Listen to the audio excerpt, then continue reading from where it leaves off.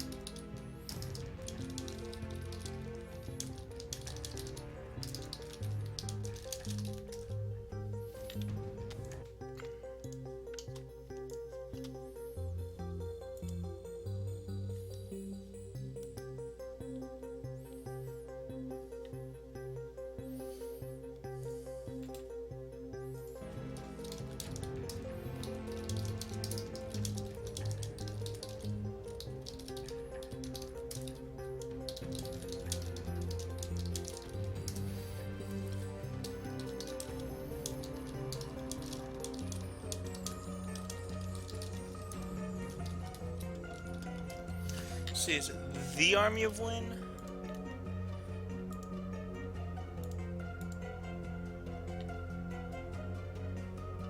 YouTube. Yes, the Army of Wynn.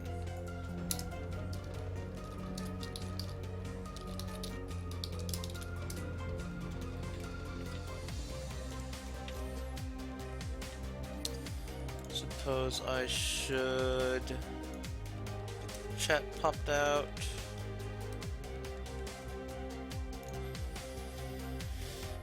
Okay, spectator mode. Calendar, YouTube. What's that? Don't need to be on TeamSpeak anymore.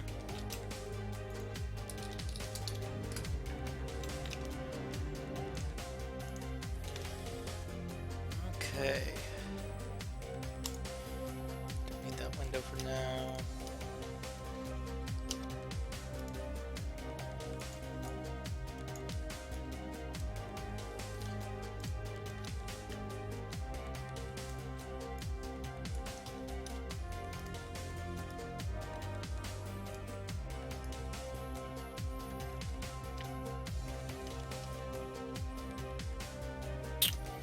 Two minutes until I connect. Which reminds me, I should go ahead and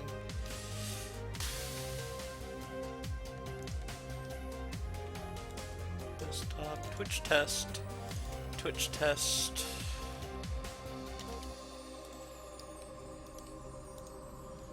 Go ahead and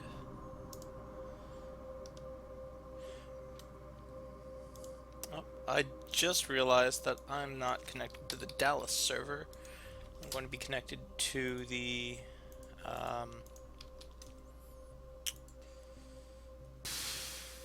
Los Angeles server, if I remember correctly. I can check real quick. Yeah, Los Angeles, so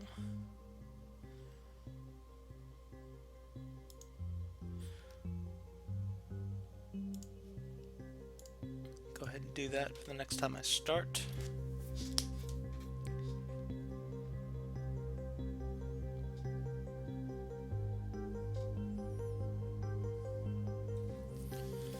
Oh. Well, I will not get to the Los Angeles server before my stream connects. Oh well.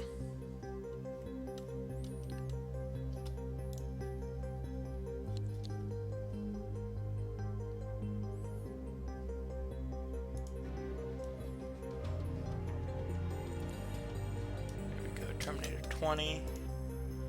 He is Tikonov. Perfect.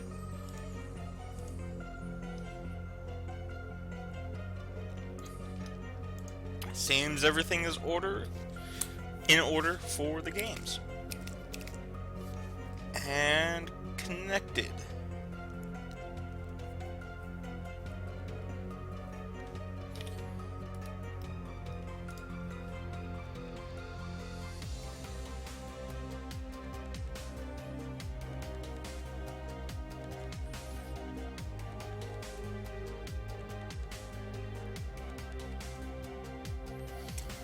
Okay, that's good to see.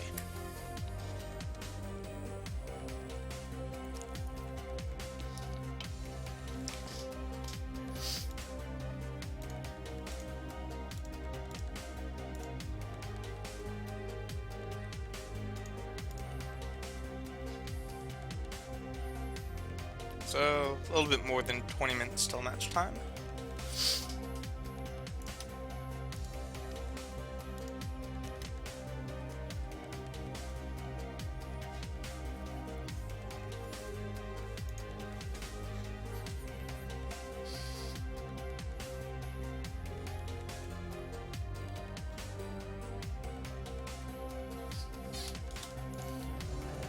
Quick, how long do I have? 15 hours. Okay.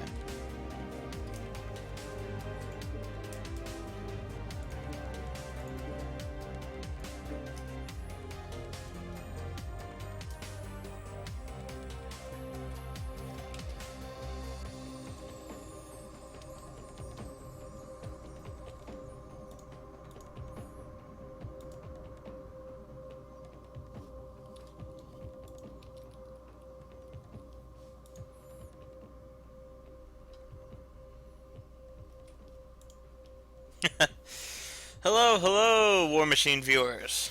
Welcome to the channel. Well, you're hearing this 5 minutes after I've said it, but it's still 20 minutes until the match start time is here. So, you still have a couple minutes. Welcome. Don't forget, I can't see you chatting on War Machine's chat, so hop over to my channel, or my chat room at least, and I'll be able to see you. There you go. And, while I have your attention, before you all log off real quick, just from the sheer terror of the sound of my voice, I don't really have much music, to be honest. Or rather, much Mech Warrior appropriate music. Last time, let's see, it was, who was it? It was Imperial and 228th Blackwatch, I believe, wherein the match ran really long. Yeah. I sort of ran out of music and started playing Smooth McGroove. And while excellent a-cappella renditions of classic video game music, Mech Warrior music, it does not make. So, if you have any suggestions for really good music that would be good in the pre-show and in between drops, let me know.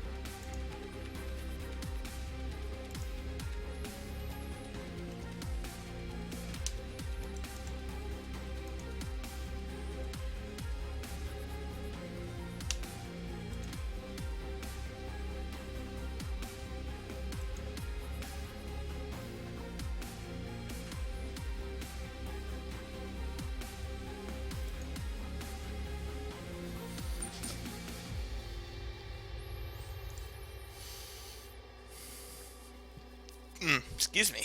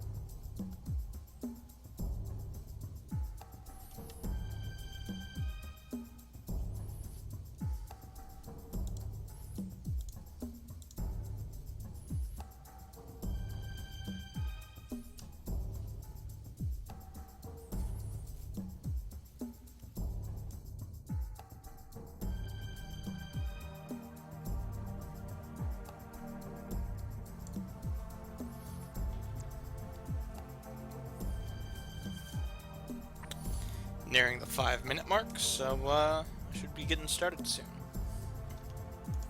Or at least with the introduction to MRBC.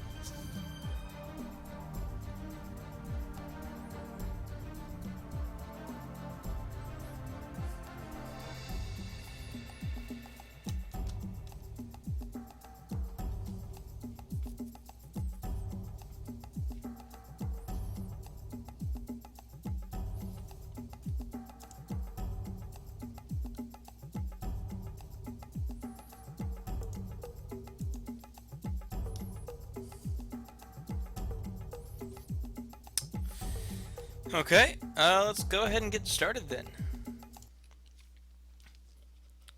Oh, stopping the recording. I'm going to be recording this. Well, no, I think my Twitch connection is strong enough that I don't have to worry about recording it locally. Anyway, good afternoon, North America, and good evening, Europe. Today is the 12th of July, 2015. And there are way too many freaking games today. There are, let's see, 9 games going on today. Way too many. 4 of them are happening in 5 minutes. But today, what I'm bringing to you is 228th IBR Golden Talons versus the Tikonov Commonality Armed Forces. Division B, top 2 in their division. Should be an excellent match. So other games going on right now.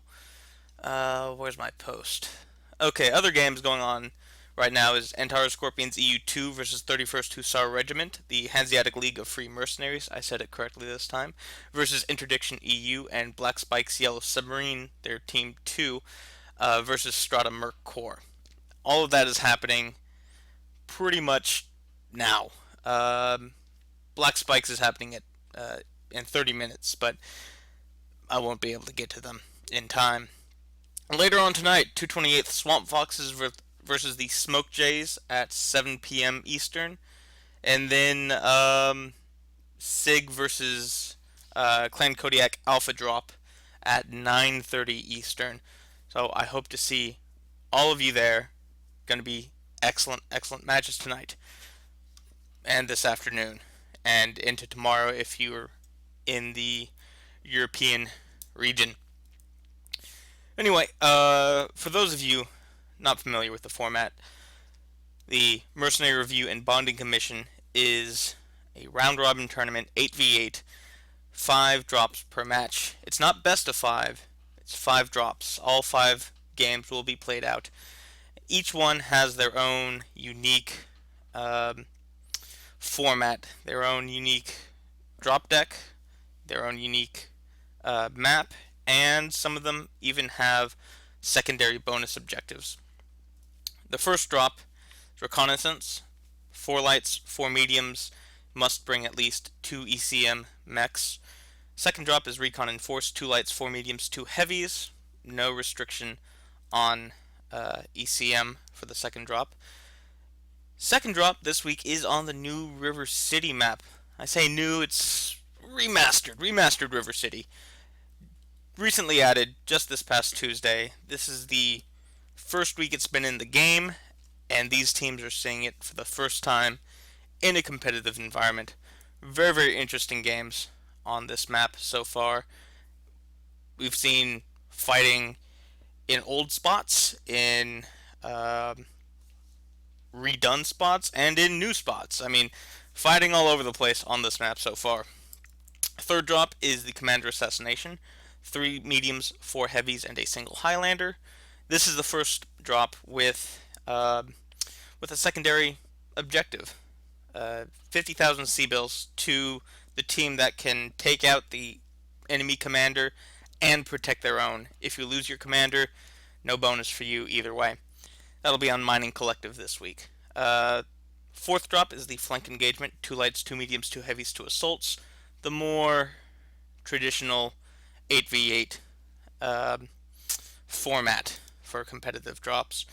And it's also the first drop in which airstrikes and artillery strikes are allowed, so you'll start seeing them pop up then. Also, secondary objective: 50,000 sea bills to the team that can take out the heavies and assaults of the other team. That does mean that both teams are eligible for this. Both teams can earn the 50,000 bonus sea bills. It's rare, doesn't happen much, but it can happen.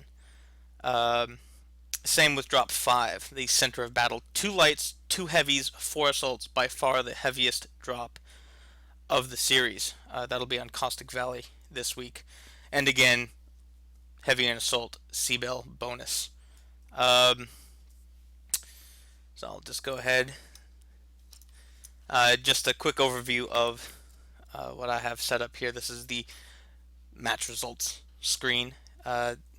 First number that you see is straight up match score. How many games did they win? The second one, the second number, is what really matters, the sea bill count. Now, this isn't a tournament in which it's just, okay, how many games did you win versus lose, and then figure it out from there. Every single action counts. Every kill counts for 10,000 sea bills. And then, of course, you have the 50,000 sea bill bonus on top of each match. Play a perfect game, you get 2.1 million sea bills added to your league standing. So, not something that's something to sneeze at. So it looks like 228th is in lobby right now, so I'll be keeping an eye on that for now. Cannot wait for July 21st, in which they add spectator mode to the private queue as a public option, as anyone can be a spectator. Right now I'm using Piranha Games consumer service representative spectator mode, so it's sort of it's not built for match commentating. Certainly not the easiest to use, but we make do.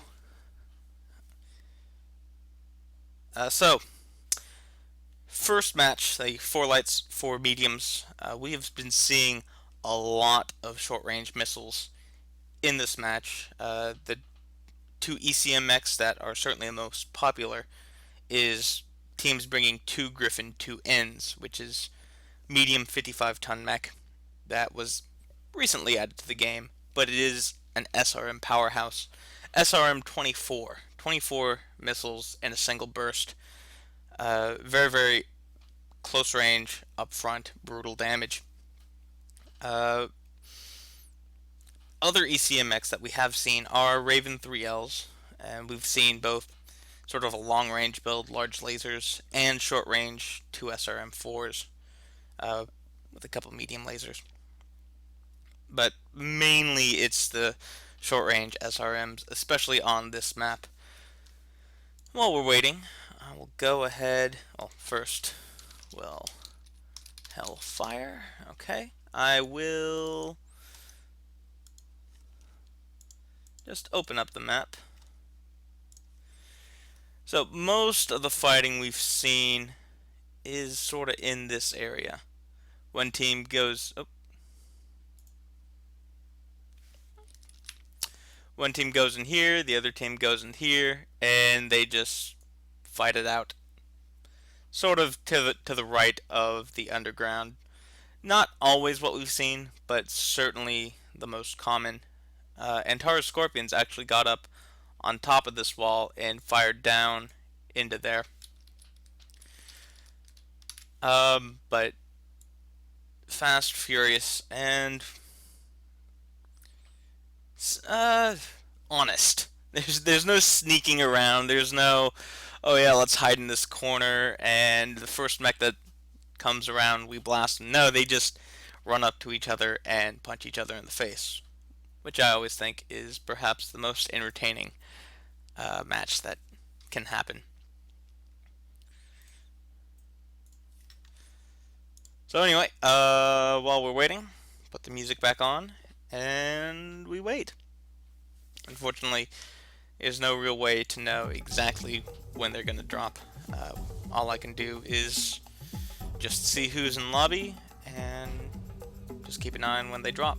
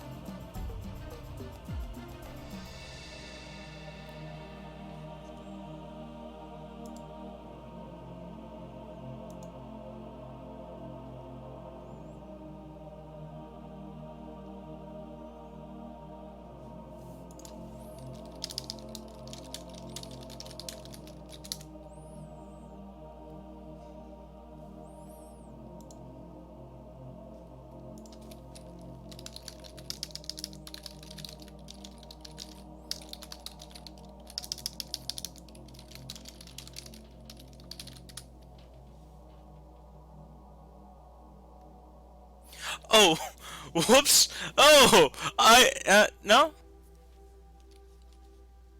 Wrong team name on pick. Oh, 22nd. Whoops. Whoops. My bad. Oh, wow. 228th.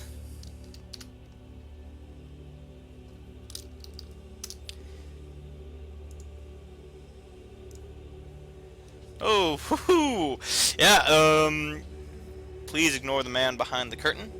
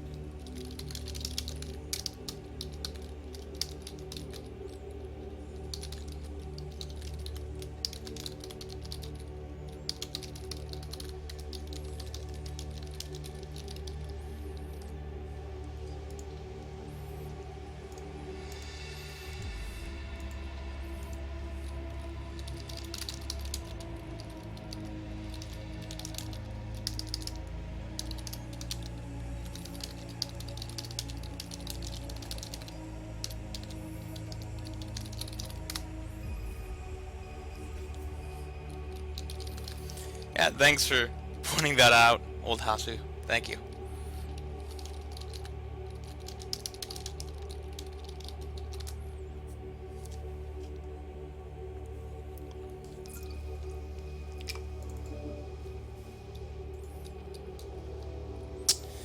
And that's a drop.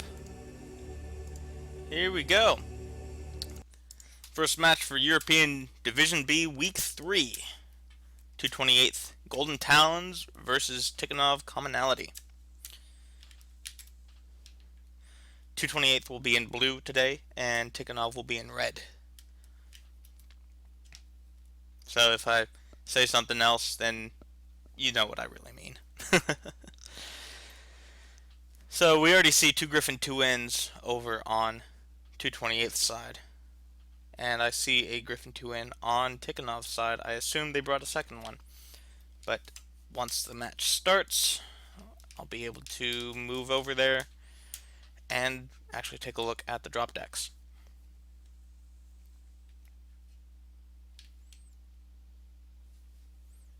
I don't have any control until the match starts. In fact, I can't even go to the... Well, I assume when the lobby spectator mode is implemented, I will see a full readout of both teams, and I'll be privy to their pre-game messages. Unfortunately, until the game starts, I can't look at them. So with the lobby screen lasting this long, I assume that either someone's disconnected or something else has gone on. Ah, here we go. Match is starting.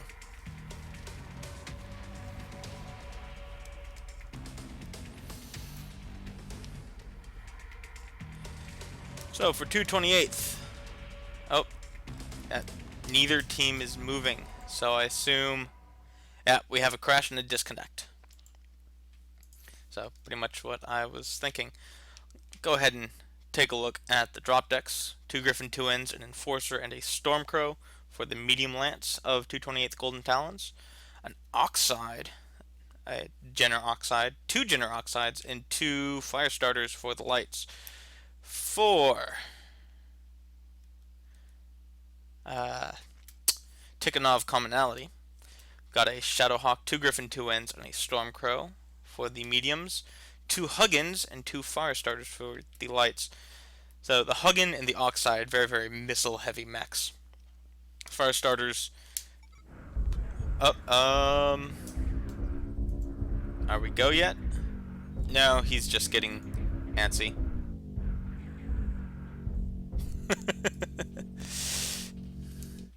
I can see your chat. Anyway, both Huggins and Oxides, very missile-heavy mechs.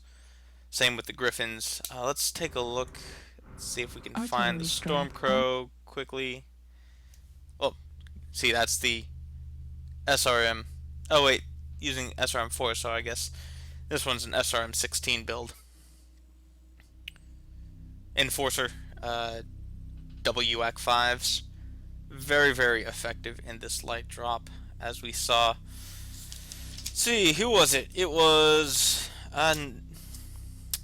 Ninth Blood and Fire, if I remember correctly. No. It was White Death Mercenary Company that used it. Oh, and it looks like they are resetting.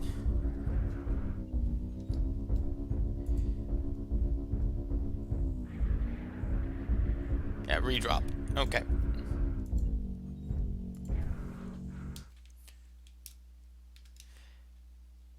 And 228th having some fun with the friendly fire.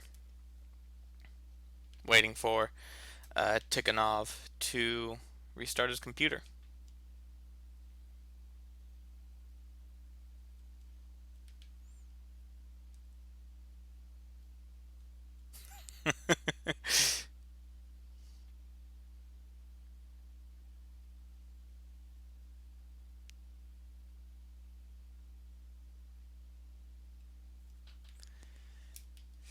Okay, so a little bit of technical difficulties. But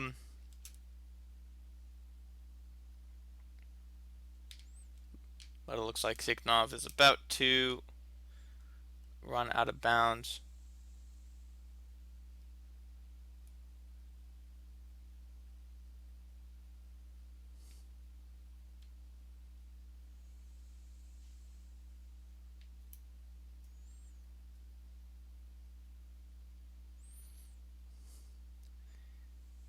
There goes the out of bound timers.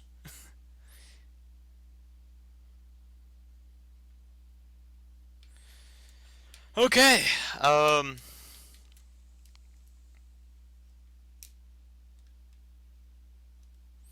It's just down to the fire starters for 228, chasing each other around.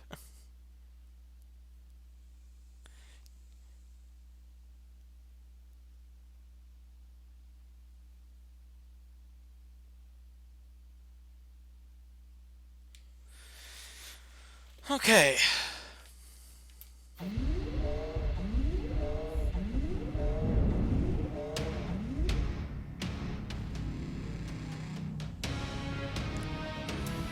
there we are.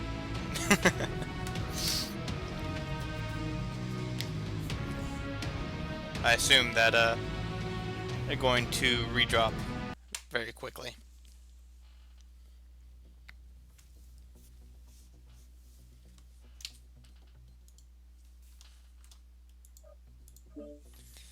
But in the meanwhile,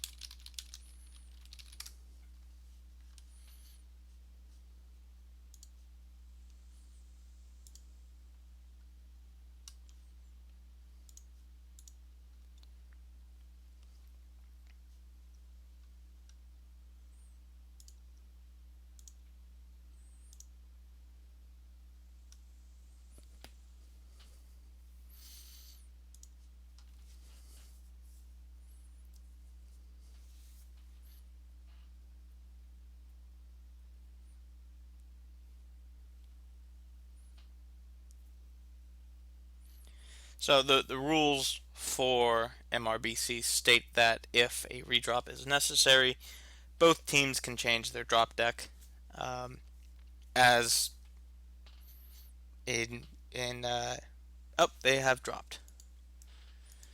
Here we go. Retry the actual first Division B Week 3 game for MRBC 228th Golden Talons versus Tikonov Commonality Armed Forces. So, if a redrop is necessary, both teams can choose to take different mechs because the other side has seen the mechs that they've taken. So, I already see 2 Griffin 2-ins on both sides, Shadowhawk on Tikonov, so Oxide on 228th. So it seems that both teams are taking the same deck. Yeah, there's the Enforcer, Oxide and Fire Starters. And just a quick look at Tikonov, Shadowhawk, Stormcrow, Fire Starters, Huggins. So yeah, same deck. Restart. 228th, spreading out pretty quickly, going very to the top of the manifold to get a good look at what Tikonov is doing. Tikonov doing the same.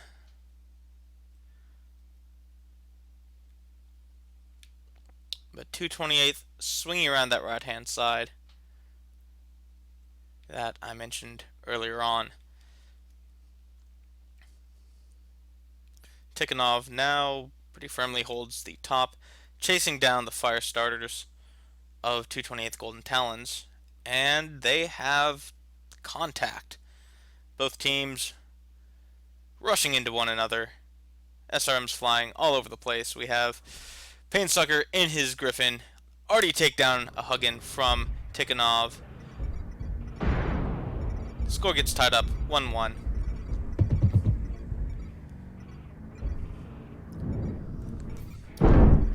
Take a look at health, see if anyone's getting focused down pretty hard.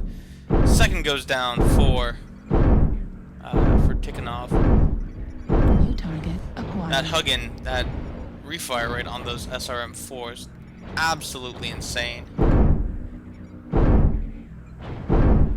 Huggin going after one of the Griffins, but goes down before he's able to do that. 3-2, the current score. 5-2, wow, both teams. Oh, come on. Fighting very, very hard, very fast. And just Romo. And oh, Atom Core, not anymore. There we go. First match goes to 228th Golden Talons, 8-2.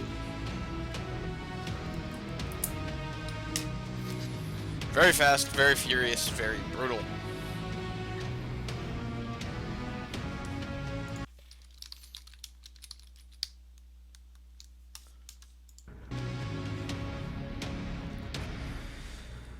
So, let's see, that Enforcer, even though they died, pretty high on the damage, but let's see.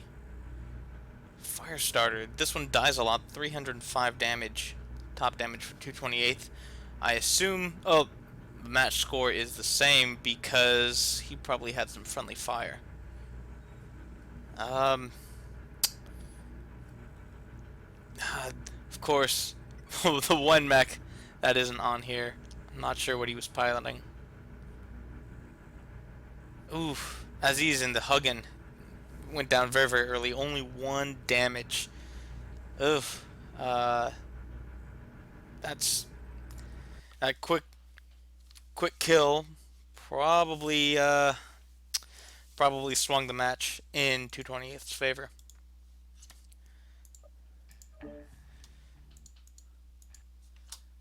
So match results.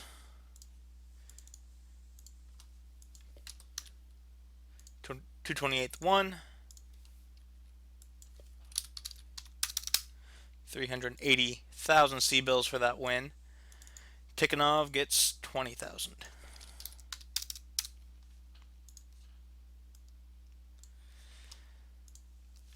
Okay. So, very early on, 228's lights went to the top and drew Tikonov up to the top as well. 228's main force went around this right-hand side and was stationed pretty much under that bridge right there. I know it's kind of hard to distinguish features. Just believe me, that's a bridge right there. The lights jumped down into this area. Tikonov followed, and that's where the fight happened. There's not much else to say about positioning on that match. I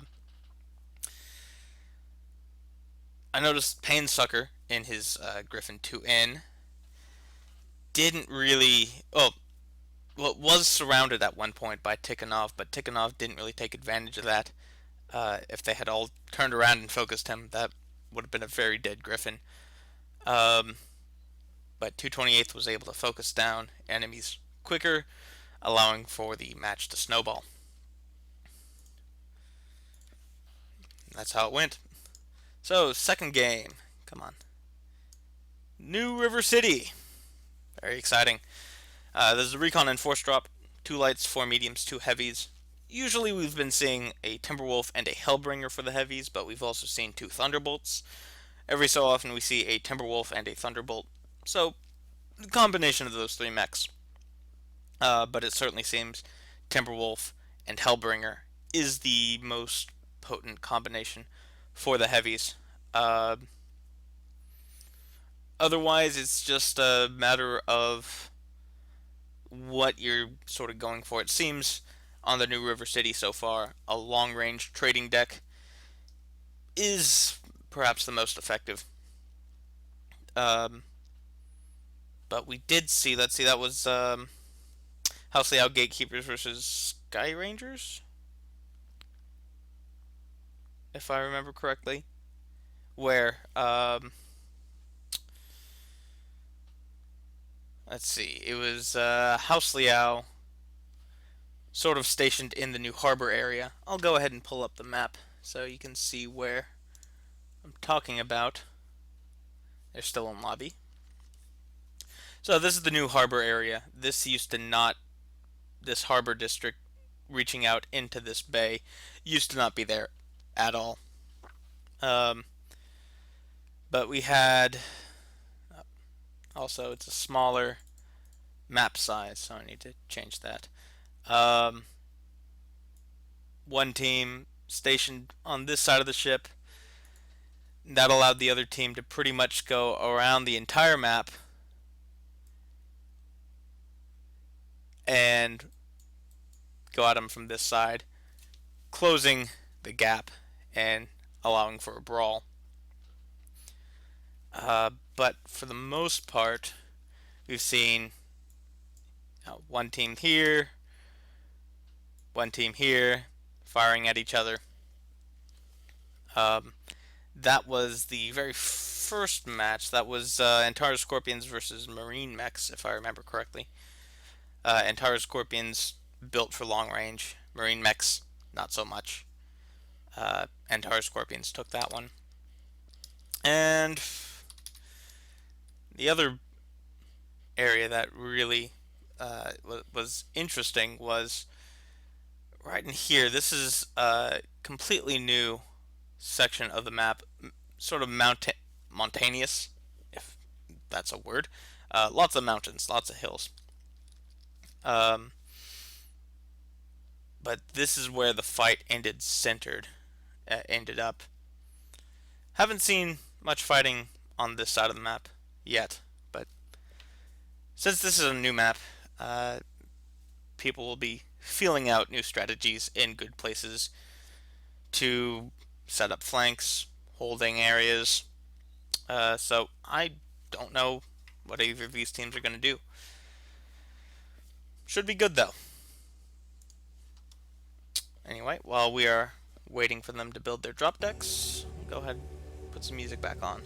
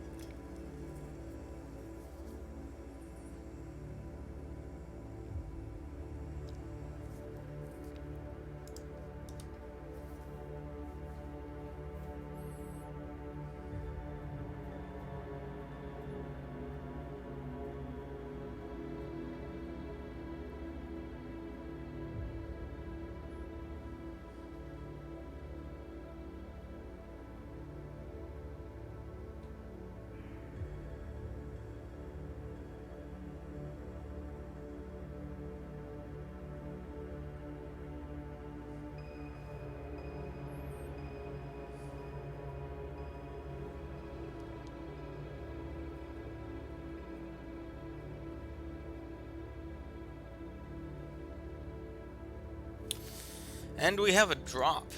Okay.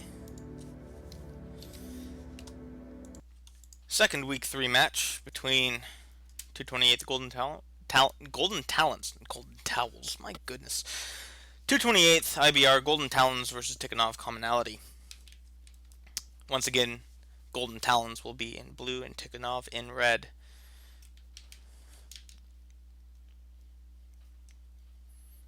Hopefully, there's not another crash this time.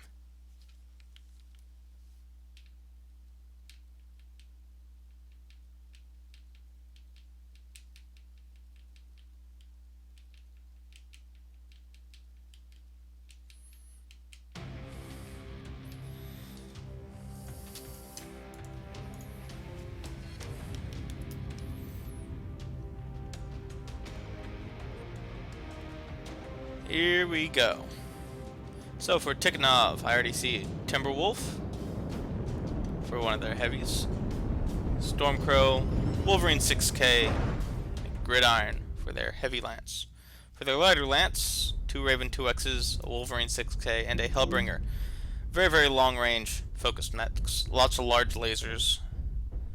Probably a Gauss rifle on that Hellbringer. 4 228th Golden Talons. 2 fire starters. 2 Wolverine 6Ks, Timberwolf and Hellbringer. And Stormcrow and Trebuchet for the mediums. So both teams bringing very, very long distance, long range, trading mechs, except for the 2 Firestarter lights for 228. Those are very much up close and personal. Let's see if I can get an eye on airstrike online. The Firestarters. There we go. Yeah, small pulse lasers. Small pulse lasers. Very, very close range. 228th taking the starport area. Tikonov taking the mountains. This is the mountain that I pointed out earlier. Already, both teams trading. Hellbringer, large laser, and Gauss rifle, it seems.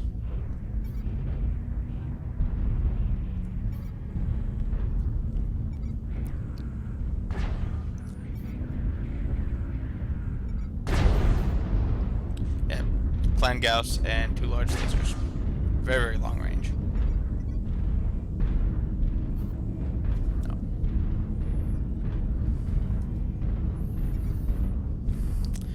I see Tikonov has brought their zoom modules. Unfortunately, they can't see invisible walls.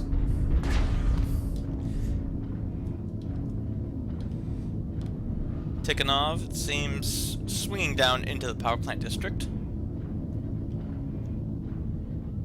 But really just covering their flank. UAV out for Tikonov, just to see if there's any sort of push coming from 228th. 228th moving into the upper city.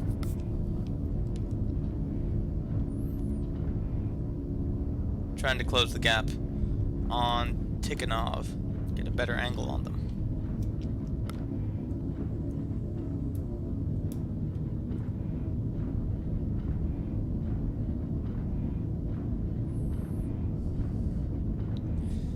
You can see the shadows moving due to the time of day. New River City has a new feature in which there's a random time of day that it starts at either morning, noon, evening, or night, and then the game advances about 6 hours and 15 minutes. 228th rounding the corner and scaring the Hellbringer off of the mountain. Tikonov retreating back a little bit, UAV going down. 228th advancing slowly, and night is setting up upon us.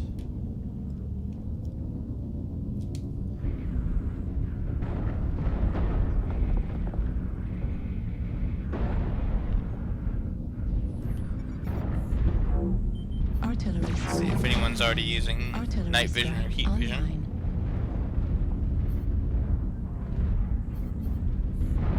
Not yet, it seems. So it'll be kind of dark for a little while until the mechs start using night vision or heat vision. Then we'll be able to see. There's the heat vision. So now we can at least see where the mechs are. 228th moving along the mountains, getting hit pretty hard as they move.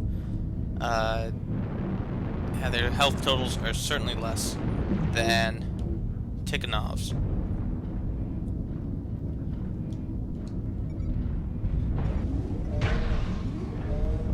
Janos and his Hellbringer, already missing a side torso and crit CT, won't last very much longer.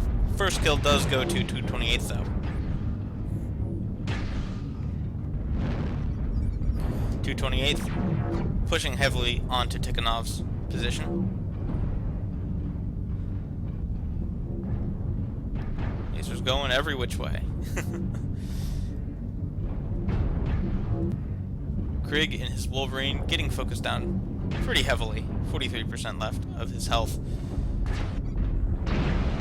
Still up. Krieg goes down.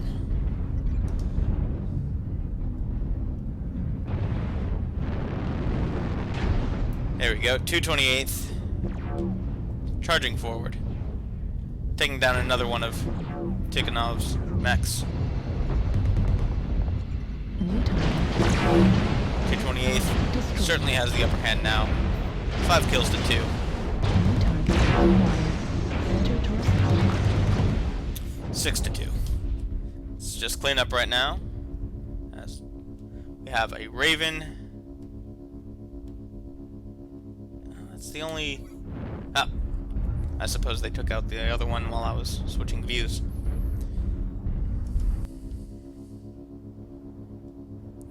Raven hiding in the water.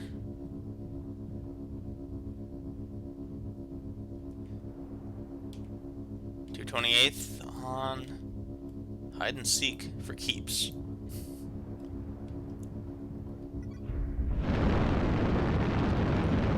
Target acquired. And they have found the Raven.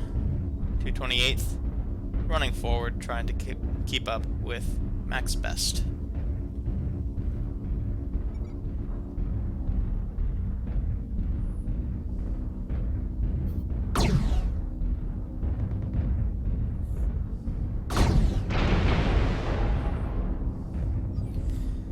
Just a matter of time now.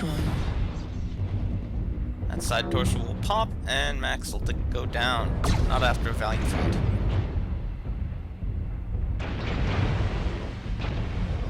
Target destroyed. And there we go. Game 2 goes to 228th, 8-2.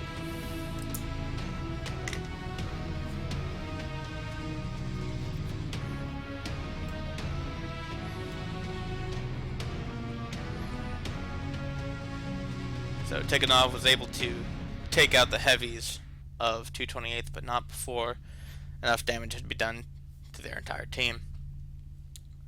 Wolverine doing a massive amount of damage. That large laser Wolverine, very good at the long range combat that we saw early on with Tikonov taking shots at Golden Talons as they were moving forward. But not enough. Golden Talons 2, Tikonov 0. Oh, whoops, 76.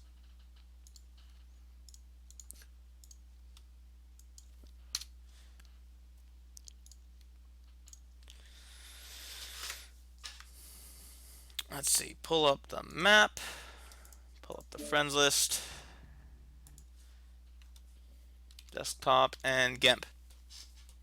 So again, this time we saw the fighting centered in this area. At first we had Tikonov on that hill, 228th in the starport. There wasn't much... Tikonov did have just a slight bit of a range advantage using that clan tech, those clan large lasers, to get a bit more damage on the positioning of 228th. So 228th moved up into Old City. Well, I should say the older upper city of River City. And then just kept on advancing onto Tikonov's position. Tikonov at that point jumped off the mountain and set up a firing line right around there. 228th kept pushing, kept advancing, kept chasing Tikonov until they were close enough to start the brawl. While 228th was on the move through these little hills and little valleys, Tikonov was able to get some good shots off onto the team. But it wasn't enough. They weren't softened up enough before the brawl, and then they were just out-brawled. Well played on 228th. Of course, the last remaining Raven was able to escape the carnage to go across the bay and ended up there. Well played on both teams. So, next match is the Commander Assassination this week on the Mining Collective. Commander assassination, 3 mediums, 4 heavies, and a single Highlander. Extra 50,000 C-bills to the team, able to protect their Highlander and kill the other one. So usually we see either neither team gets it, as both Hellbringer Highlanders die, or the team who wins by kills, 8 kills, gets the extra 50,000.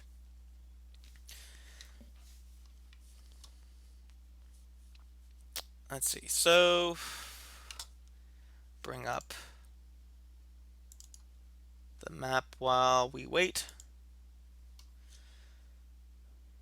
So for the most part, all the fighting on this map has been centered around here. Oh, nope. Go back there. Ah, crap. There we go. Centered right around here. So either team takes sort of this high ground overlooking most of the map, or sets up a firing line around that corner. This has been the place to defend. Once a team is entrenched here, there's not very many lanes that you can attack from. There's coming straight from the side this way, but you can see here there are 2 big buildings right here that funnel the team in this way. There's a tunnel here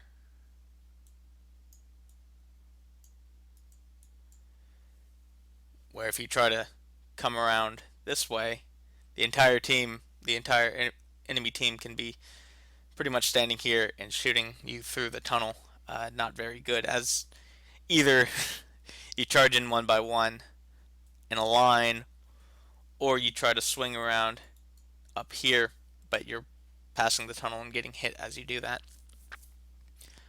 And then the third line to attack this area is coming from lower ground, coming up a ramp right here.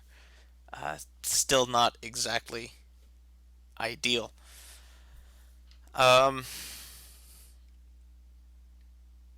Long range, if you have a long range focused drop deck, taking this upper ground right here, it's been pretty strong. You can see out into the center area, and you can see anyone coming from these 2 sides. Usually the team that spawns right here and right here is the one that's able to do that because it's closer. And the team on the other side is the one assaulting the entrenched area. But if that happens, if this team is call it the team that can drop there, or there, is able to get close enough without losing much health, if they're not softened up too much, they certainly have a shot of taking the match. So that's usually how this match plays out. Drop 3 is actually possibly the second heaviest drop of the series. So expect to see big guns, big mechs.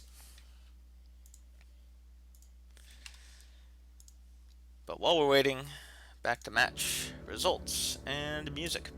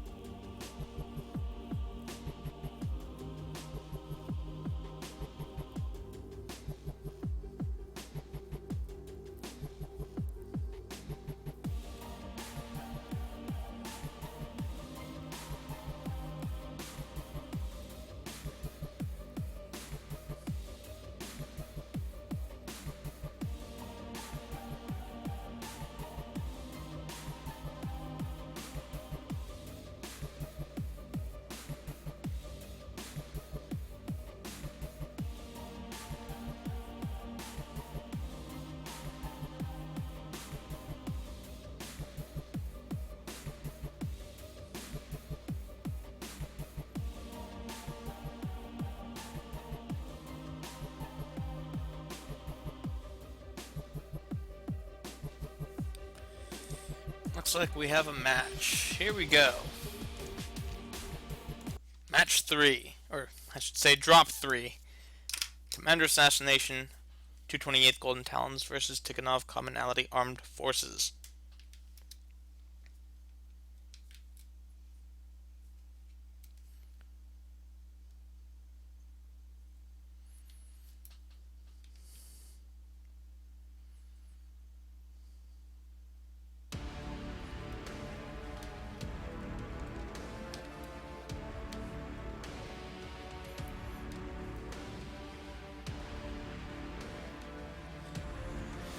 So, for Tikonov, we have 2 Thunderbolts, Timberwolf, and a Hellbringer for the heavies.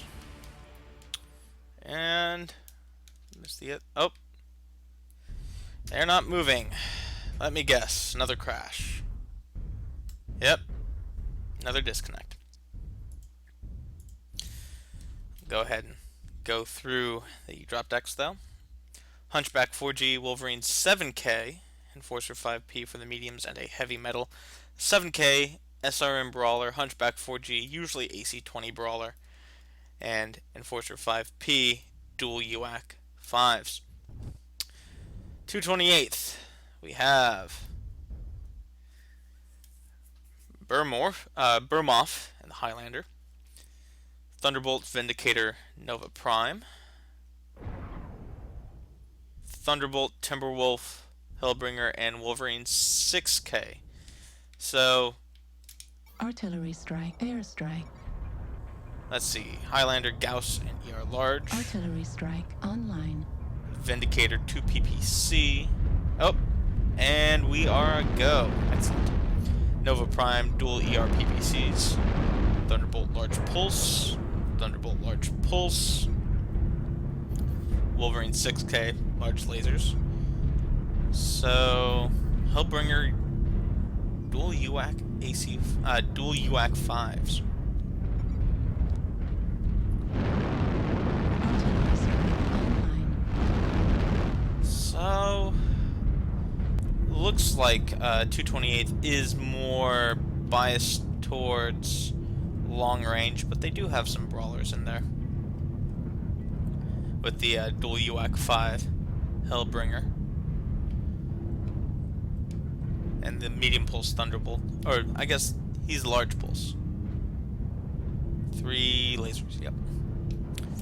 Whereas, Tikonov is all about the brawl. They want to get in close, and they want to hit hard. Neither team taking, let's see, where... This was the area that I pointed out in the map beforehand.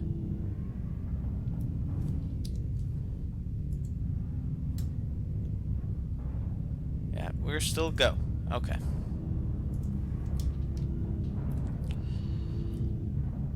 But 228th taking this position overlooking this lower area of the map.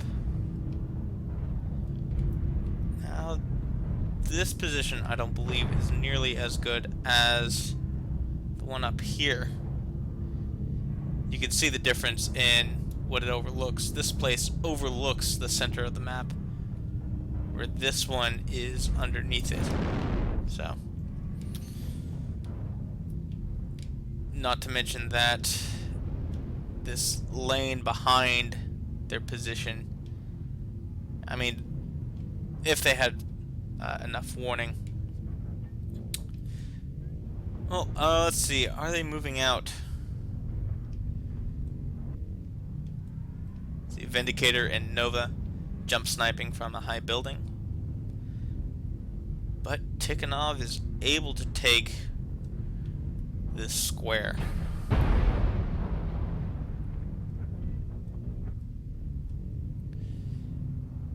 .228th still holding position.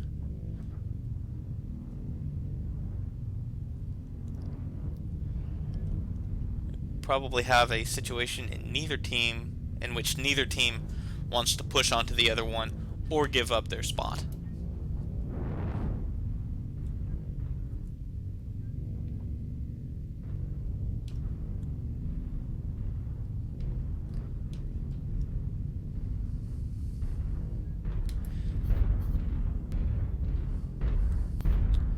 see if we can get into that heavy metal. Artillery strike.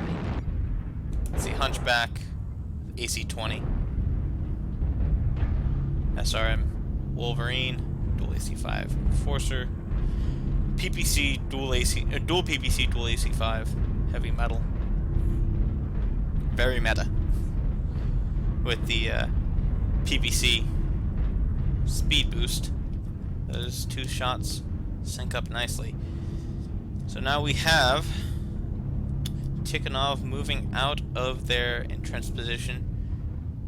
Going to try to move onto the back of 228th. 228th still facing this way. But Hadabra sees the incoming push. 228th should very quickly regroup. There's no quick way up onto their position from this side.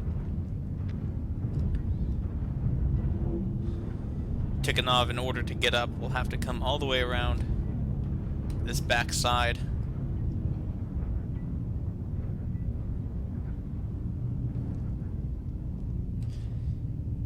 UAV goes down. And 228th backs off a little bit from their position.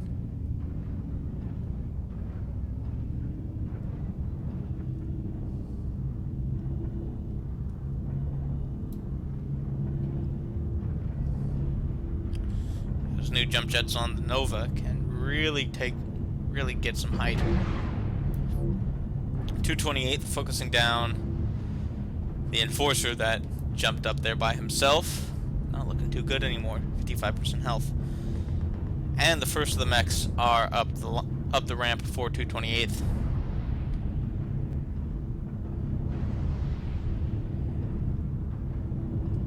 Closing in very quickly on 228th's position.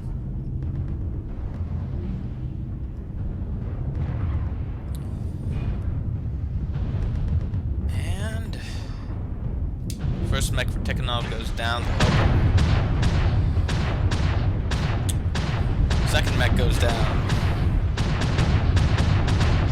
But that dual UAC-5 Enforcer absolutely raining hell on that Timberwolf. 3 go down for Tikonov. 4 go down for Tikonov.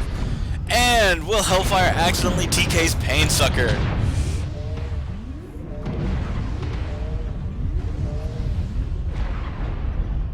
But now Tikonov has half of their mechs remaining. Less than half now. And 228th has taken the match. New target acquired.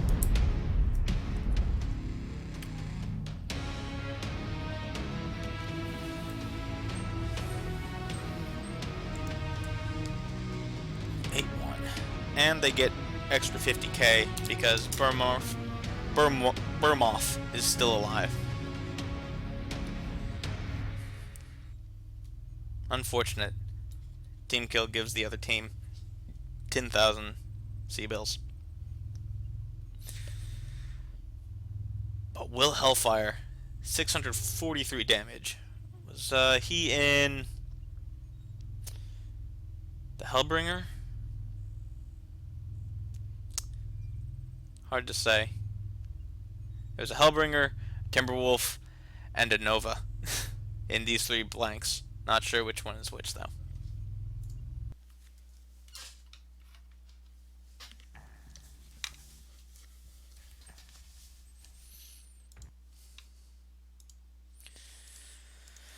I want to say 3 straight wins and 50k is 119,000 C-bills. But don't know that off the top of my head. To the calculator. Yes, 1.19 million.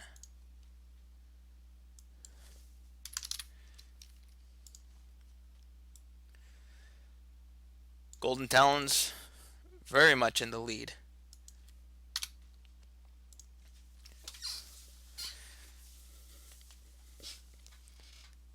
So right now, Tikonov should really be focusing on getting kills and, well, winning if they want to really hold on to their position in the league. Right now,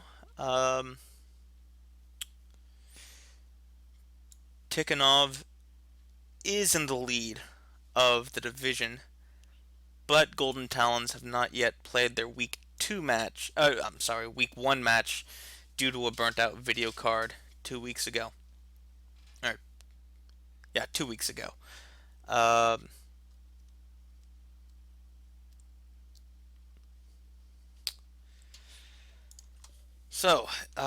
bring up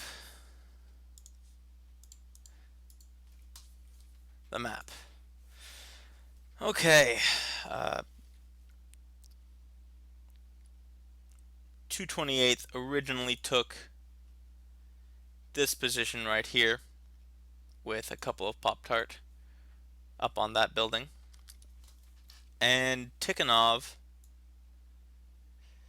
took this square that I mentioned earlier. Tikonov, built for close range battles, weren't really getting trades with these two Pop-Tarts. So Tikonov made the decision to go around this lane. After it was found out that they were coming this way, 228th swung around, went to this side of this raised area.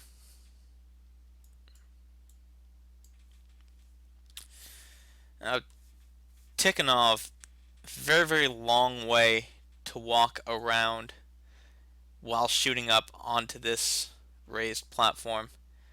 But I guess what got me, whoops, I opened up the friends list just to keep an eye on it. What got me was the decision of Tikonov to keep moving down this ramp instead of pushing into the position of 228th. That's probably where they went wrong, if I were to guess. Tikonov built very close range SRMs, AC-20s, not built for.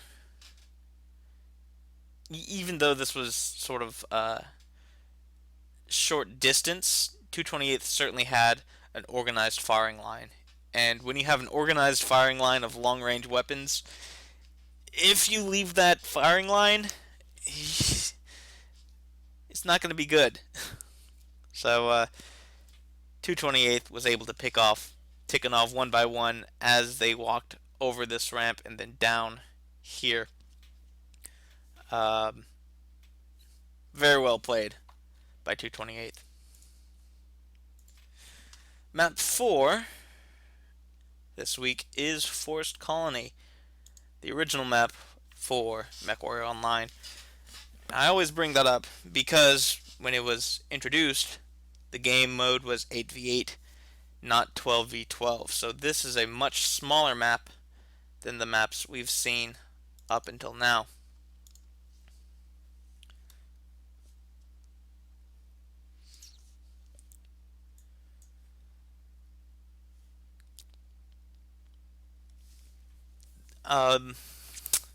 There's not many places, if any, that you can really hole up with a long distance firing line like we've seen 228th do in the past couple of games. I think the only real place you might be able to do it is in the water here. But even then, you've got this boat in the way. You've got these two plateaus. You don't exactly have the best viewing angle of the map. And even then, this is pretty much your range before you start running into terrain.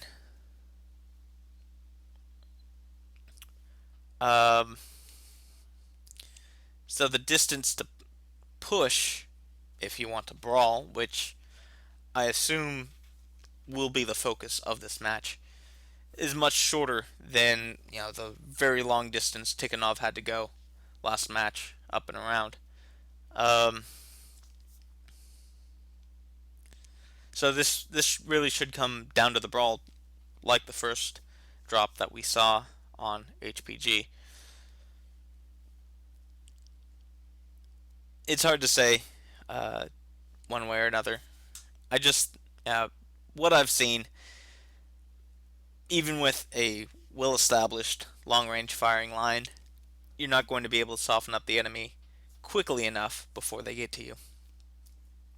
So that's what I expect for this upcoming drop. This upcoming drop is the flank engagement: 2 lights, 2 mediums, 2 heavies, 2 assaults, and the first match with artillery strikes and airstrikes.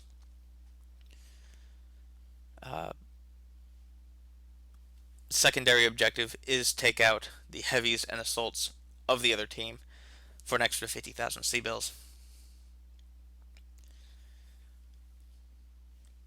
So just keeping that in mind when we're going into the next match. But until then, some more music. What you're listening to right now is A New Dawn, which is a cover of MechWarrior 2 soundtrack by Timothy Seals. Very good. Highly recommended. Good music.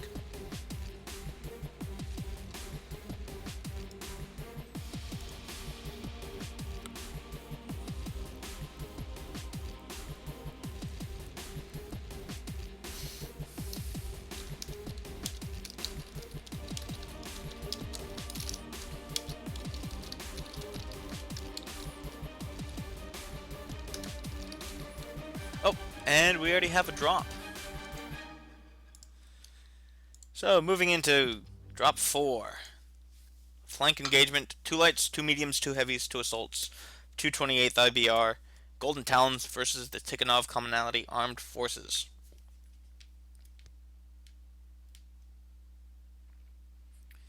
So it already seems from the 3 mechs that I see on 228th that they are going to be more long range. Wolverine 6K large lasers, Raven 2X large lasers. What else do they have? They have King Crab and Direwolf for the assaults, Timberwolf and Hellbringer for the heavies, 2 Wolverine 6Ks for the mediums, Raven and Firestarter for the lights. For Tikonov, we have Hunchback 4G, the AC-20 we just saw, Enforcer 5P for the mediums, King Crab and Direwolf for the assaults, Hellbringer and Timberwolf for the heavies, Raven 2X and Firestarter for the lights. And already trading at range, Gauss rifles and large lasers all over the place. UAC 5 Direwolf,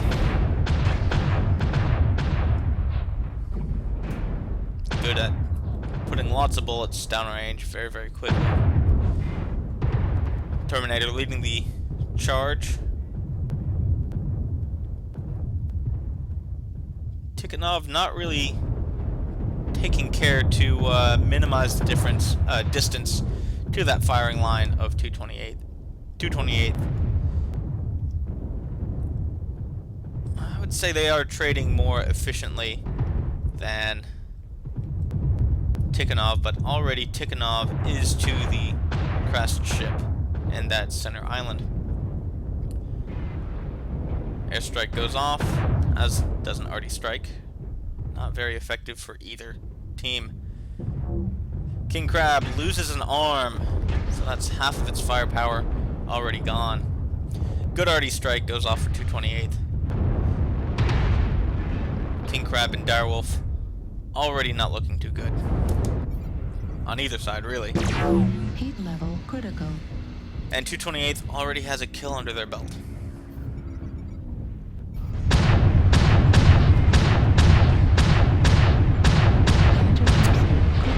King Crab goes down for 228th.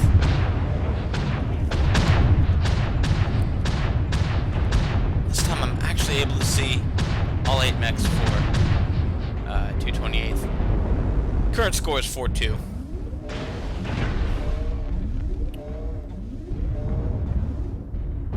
Timberwolf crit CT, not going to last very much longer. But he walks out in front of the Timberwolf and gets hurt hard.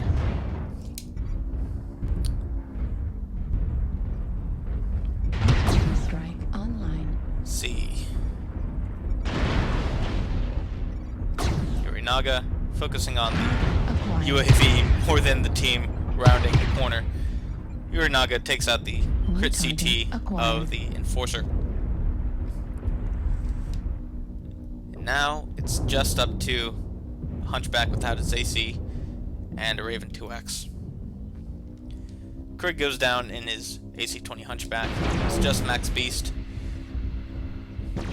Two large laser Ravens duking it out on their own. Heat level critical. Left leg destroyed. Max overheats Leg. and goes down. Final score 8-3, with an extra 50,000 going to 228th, taking out all the heavies and assaults on Tikonov.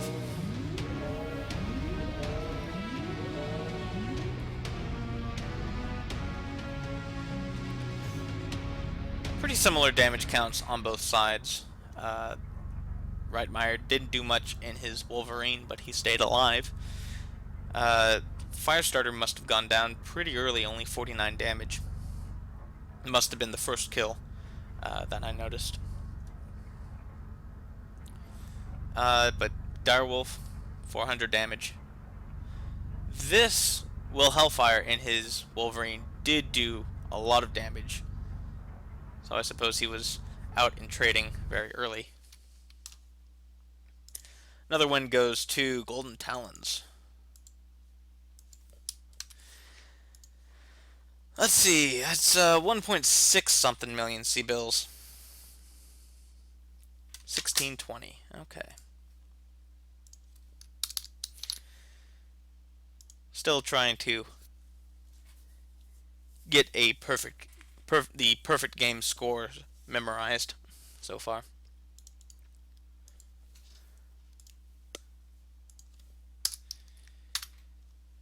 There we are. 1.6 million C-bills to 80,000 for Tikonov. Now if we take a look at the map,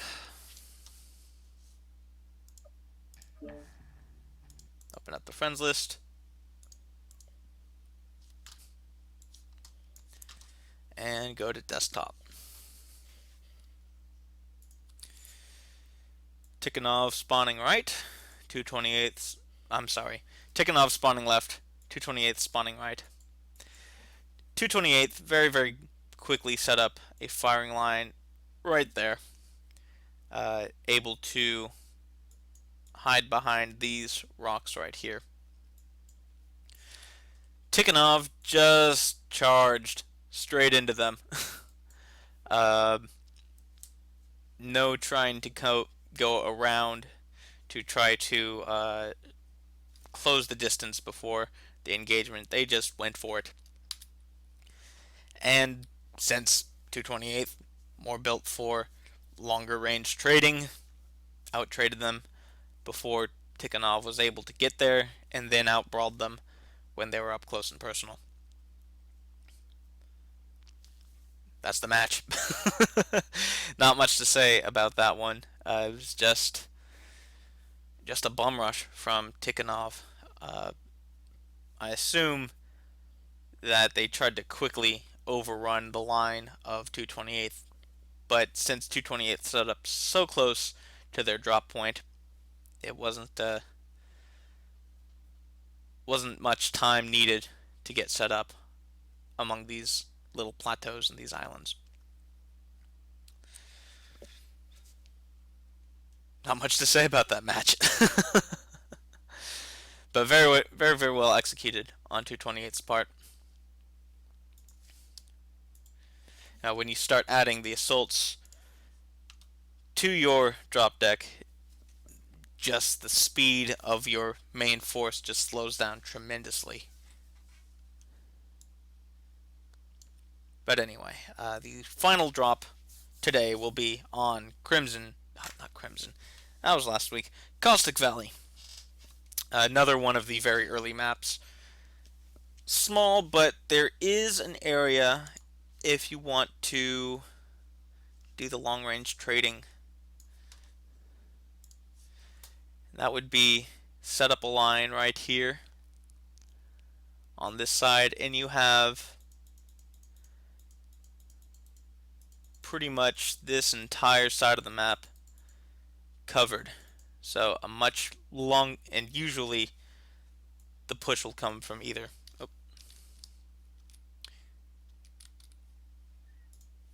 this side or from around this.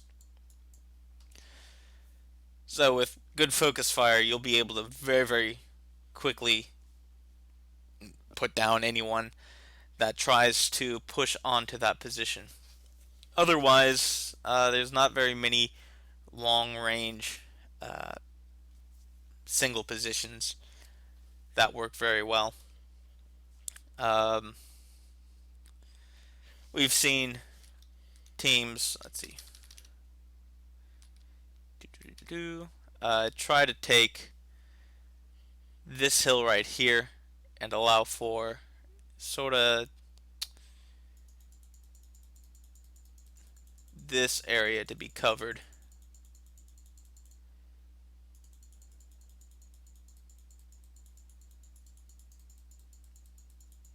But the problem is right here, the weak link. You can be pushed on pretty quickly from around this corner. And there's a lane that the opposing team can really move on to you from that direction. We saw that in Smoke Jags versus Steel Jags. Smoke Jaguar took the hill. Steel Jaguar went around through the lake and was able to push Smoke Jags off the hill and then take the game.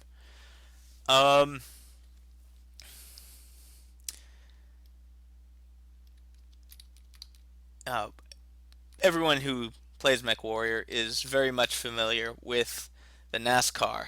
Oops, keep hitting zoom, not switch.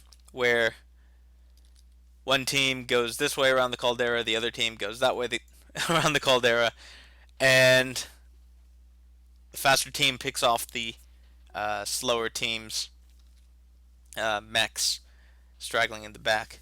But with this drop, you're bringing four. Oh, we have a drop. Come on. Oh no, wait, never mind. No, we don't.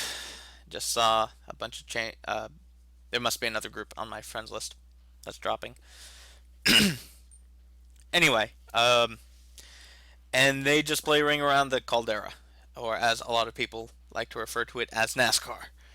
But with this drop deck, it's 2 lights, 2 heavies, and 4 assaults. If you were to try this, the 2 lights would be separated from the assaults and then just be blasted by the assaults of the other team. So that doesn't work too well. Now, with how assault heavy this drop is, it is very conductive to finding a spot and sitting on it and waiting for the slow team to try to assault your position, which is why I highlighted this bank up here on this side of the marsh and this hill right here. Pretty much the only 2 spots that you would be able to do it. Imperial tried to hold this position in 2 separate matches. Did not work too well for them. In Imperial versus Clan Smoke Jags, Imperial tried to take this back route behind this ridge line, but Clan Smoke Jags just posted up on the caldera and smashed anyone that tried to cross that line right there. And I missed the Imperial versus 228th very beginning of their third drop last week, but they were in the same position where they had hold up here, and 228th was on the Caldera and just out trading them. Because right here you can have 12 mechs, have pretty good sight on any one of the places that you can pop up from there and just play whack-a-mech. Whereas here, can't really do the same. It's not really reversible.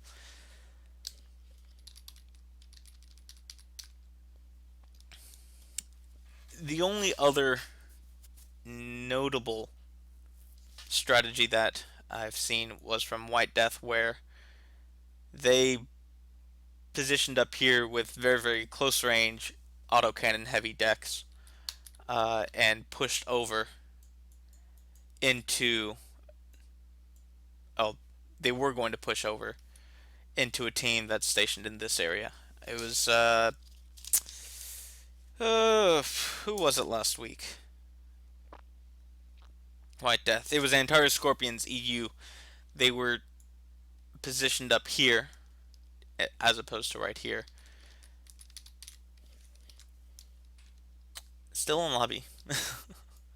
So the distance to enemy was a bit closer, but what they did was they waited the entire match, and then at the very last second they pushed over and was able to catch the Highlander commander out of position, sort of just in this no man's land, and focus him down very, very quickly.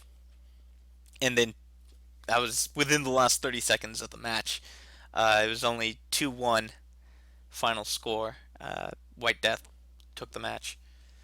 And against just this past week, Black Spikes, Orange Sky. Oh, we have a match. So, final match of the series, 228th Golden Talons versus Tikonov Commonality. So far, 228th undefeated. In fact, they're undefeated in the entire tournament so far. Not a single drop lost.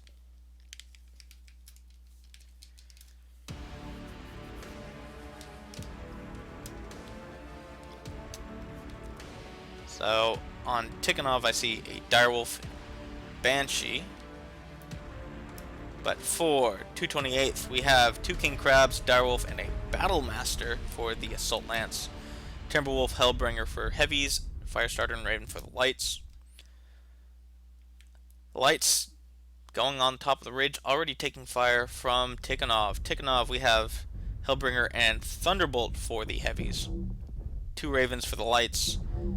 King Crab, Direwolf, Banshee, and Heavy Metal for the assault mechs. It seems Tikonov is sort of headed into this area. 228th posted up along this little ridge line. I find this ridge line is very, very effective in the public queue. Post up there and wait for the enemy team to go one by one over that ridge line. But Tikonov is holding back here on this hill. This is the hill that Clan Smoke Jaguars held against Steel Jaguars. Didn't end up too well for them. Let's take a look at some of the builds that we have for Tikonov. Dual Gauss King Crab. Let's see. Mick. What are you running? Strip AC5, ER large, Banshee. Those Ravens. Oh. Am I not even rendering the Ravens from this distance? Or no, he was just hiding underneath that ridge. That Raven being very, very annoying. but already down to 79%.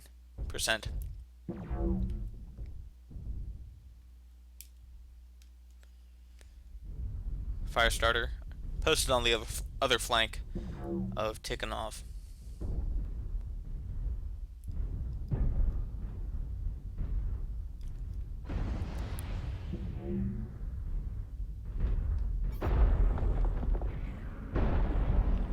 And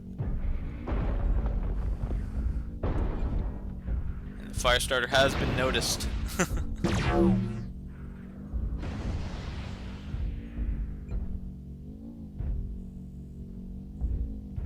It's a very, very passive match so far. No big movement from either team.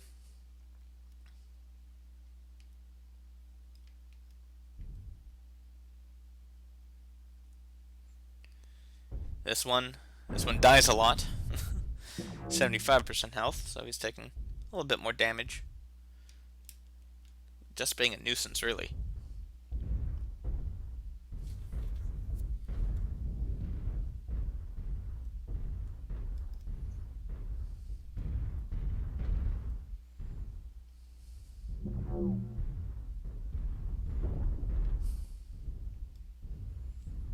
Not much going on.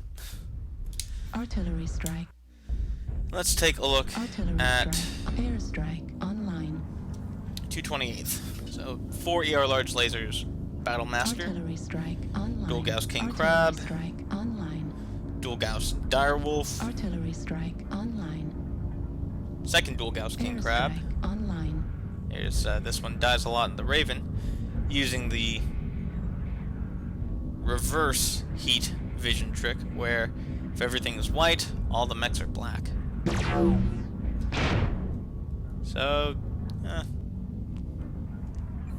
Airstrike online. Artillery strike both online. teams very, very long range, very trade heavy.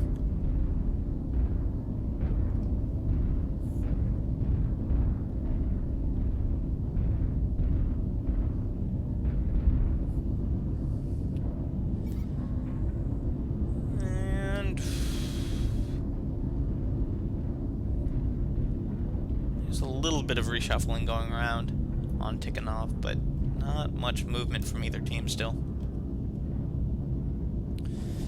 In the event that there is a tie in kills, the tiebreak is total team damage. So the team that does the most damage wins the match.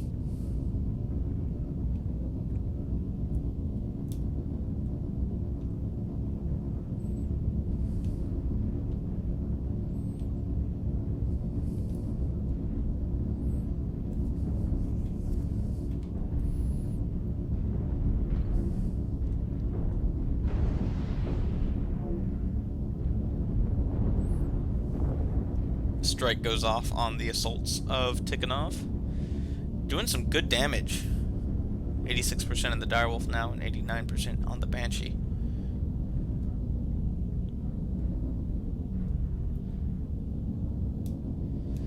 .228th, well, at least the Battle Master moving up, taking shots at whoever's standing up on top of the hill.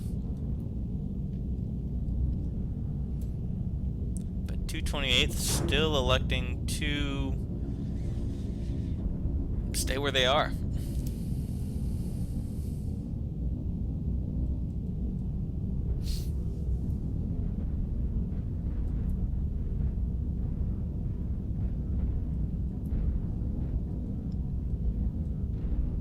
Tikonov certainly king of this hill.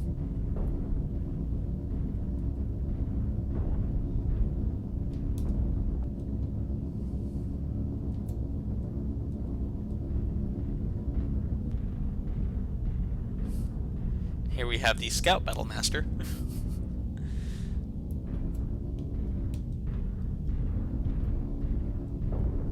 I'm not sure, but 228th might be a Steiner a Steiner group.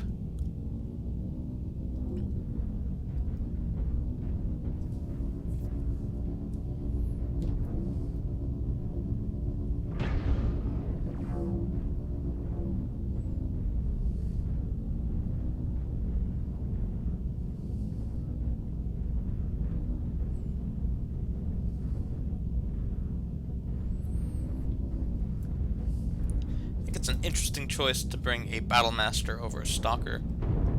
They're the same tonnage. I suppose Battlemasters would be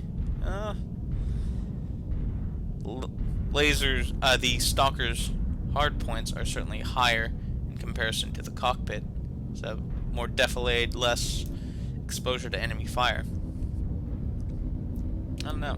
Maybe just likes Battlemasters better.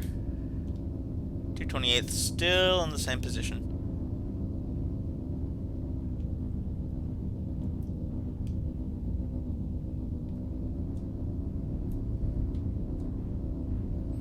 Well, Hellfire joining Painsucker on top of the Caldera.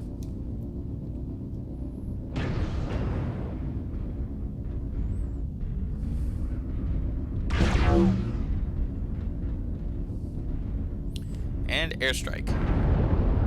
Direct hit on the Hellbringer.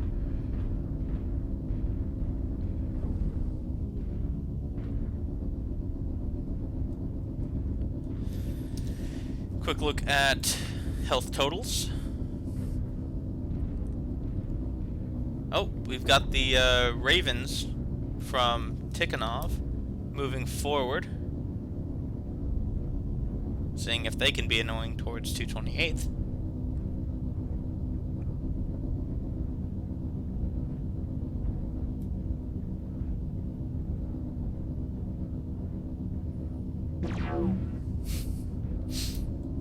Zap.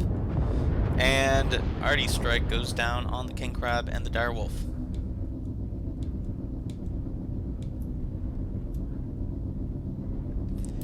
Tikonov now moving forward into the lake. Seems they're tired of playing King of the Hill and want to see what they can do to 228th. But not moving.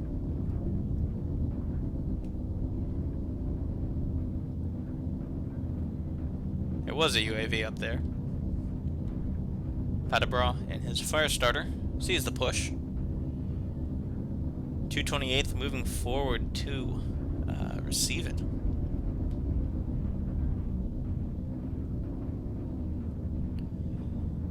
Now we have a match. 228th posting up on top of the ridge. Janos and his Timberwolf already on the other side.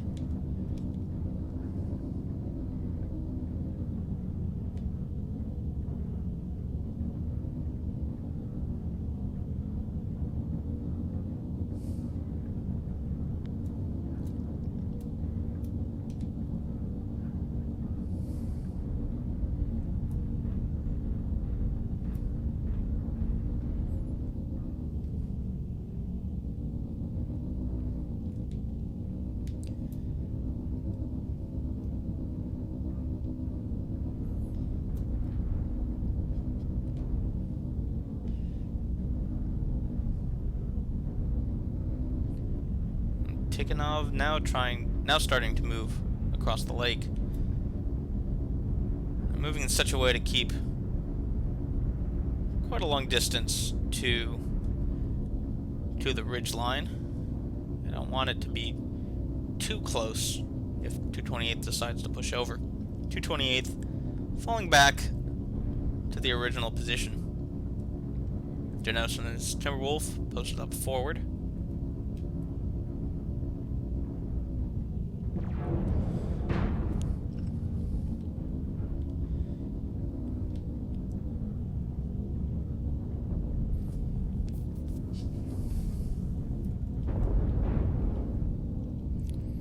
Ravens from Tikonov getting hit pretty hard when they poke their heads up.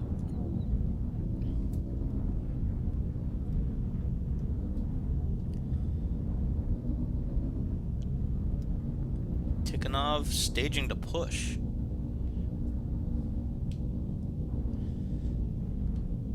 I'd say this isn't the best angle to push from, as this is a natural choke point.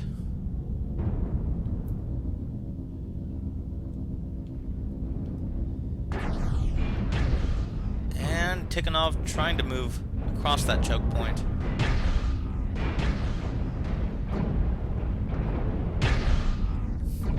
(228th) taking full advantage of that Highlander's position. Banshee focused down to 53% pretty quickly. Airstrike goes off. Misses. Oh, Raven goes down for Tikonov. 1-1.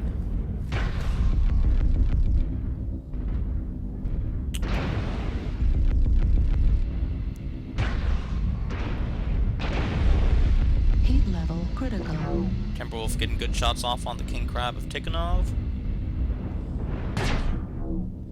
Tikonov takes down 2 mechs at the same time, Hellbringer and the Highlander.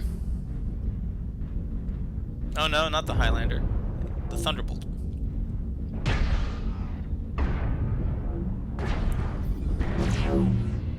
Now the pressure is on Tikonov to push. Only a minute and a half left in the match.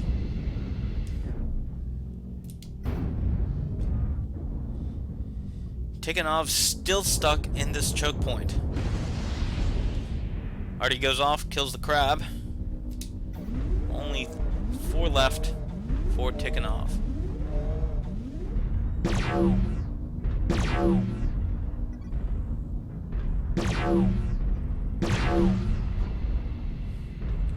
One minute remaining. Critical. Right arm destroyed. Heat sink destroyed. Tikonov getting hit by 2 sides. Timberwolf on the left, everyone else on the right, and 228th takes the final match of the series. In a moment, we'll see the kill score. Okay. Zarnia says that the Battlemaster has a 1,000 meter range with the ER large lasers. Thank you for the tip, Zarnia. So, final score, 8-3.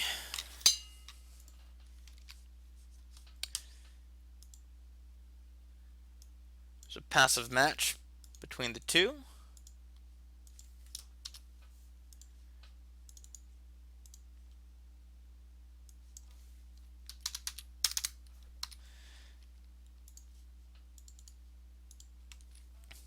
And 110,000 for Tikonov.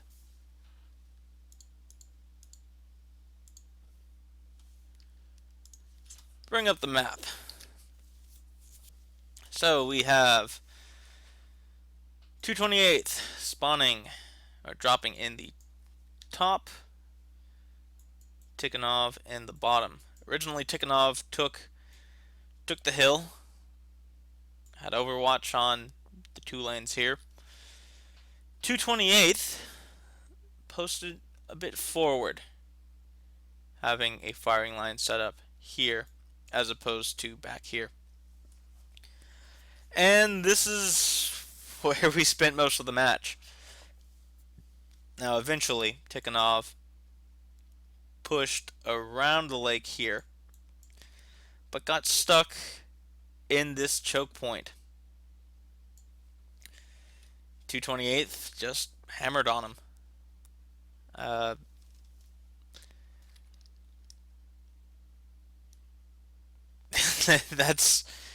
That was pretty much the match. A lot of posturing, a lot of long-range trading from the Battlemaster right here, with people on the hill over here to begin with, but no one really. The brawl never happened. The teams never collided. 228th just hammered down whoever was caught in this this choke point right there, and Tikonov never pushed. So, point for 228th. Perfect match played. So, good on them.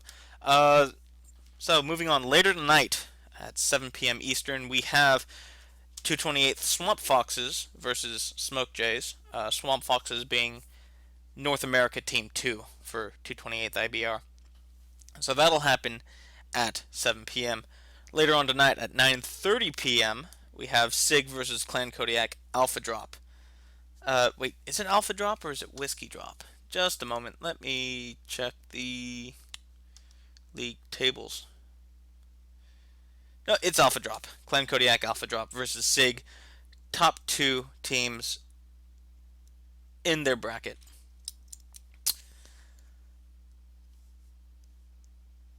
So, should be some very good matches today. Can't cover all of them because 4 of them are happening at the same time at 9 and 9:30 Eastern. But I hope to see all of you back later today and watch some good games. But until then, I'll see you on the battlefield. Good job, Golden Talons, for the perfect game. Later, everyone.